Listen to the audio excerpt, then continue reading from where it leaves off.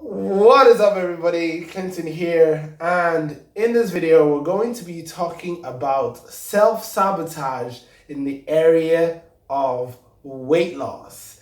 Now, today is Wednesday, so that's whenever I talk everything weight loss and helping you see success in this area. So I'm going to be sharing 5 tips to overcome self-sabotage in the area of weight loss.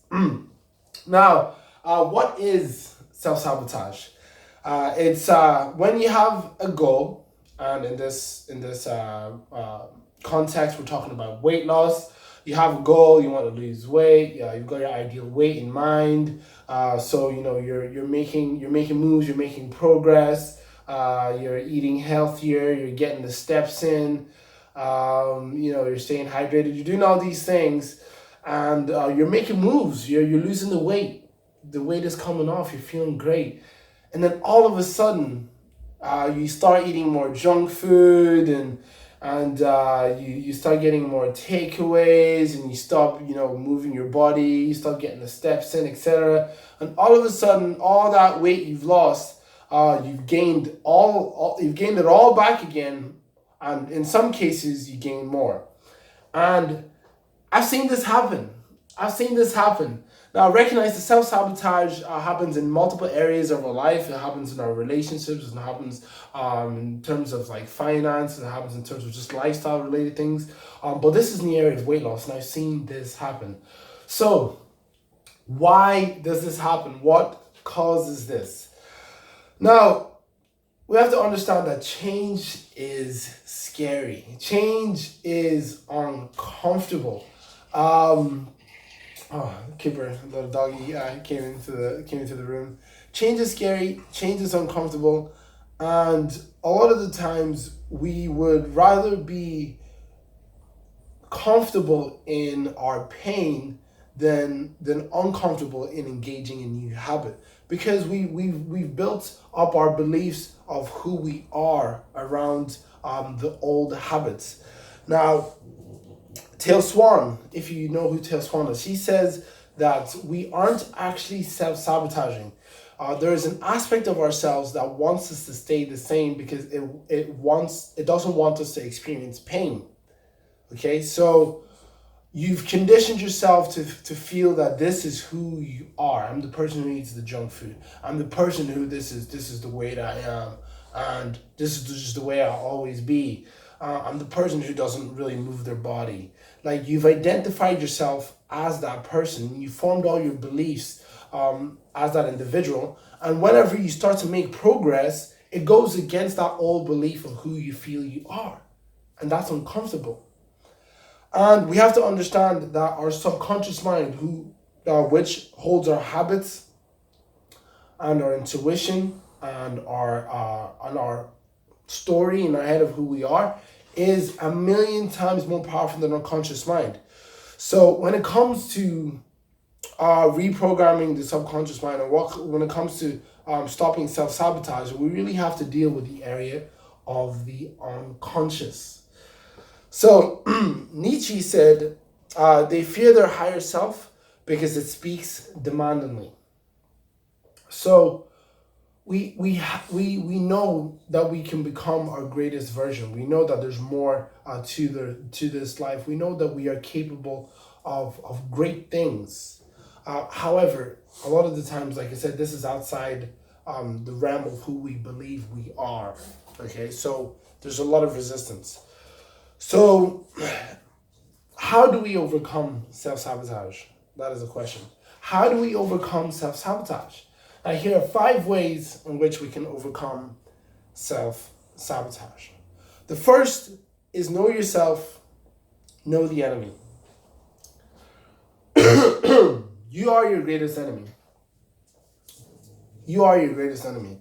So know yourself. And one of the best ways to know yourself is to take the obstacle that's in the way, and whenever you come across that obstacle, learn from it.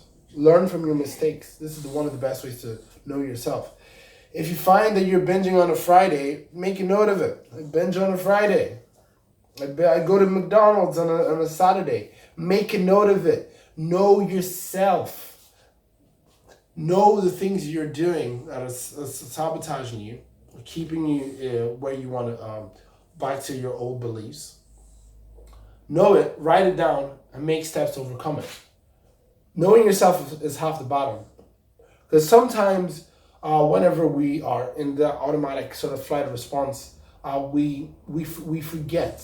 We forget. So if you know yourself, then you know how to overcome that behavior. The second is have a why for your new behavior. This is powerful. In the area of weight loss, there could be many reasons. Maybe you want to be able to fit into a dress. Maybe you don't want to have like aches and pains. Maybe you just wanna. Maybe you just wanna have a new sense of energy and vitality. Maybe you want to be able to touch your toes or see your toes. I don't know what it is. You're gonna have to figure this out for yourself.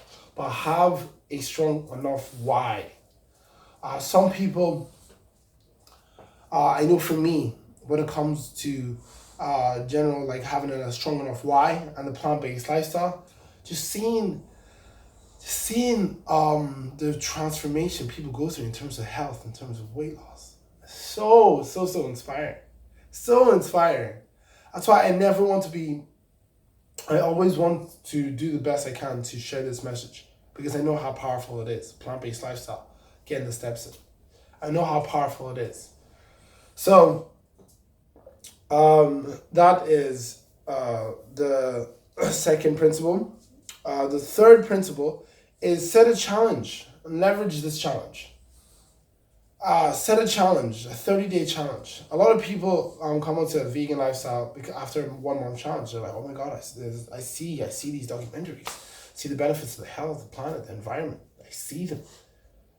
I gotta do this, I gotta jump on this. And they do a 30-day challenge, and after the 30 days, they've been on it for years. But it took that initial 1 month of like, let me put my whole heart into this.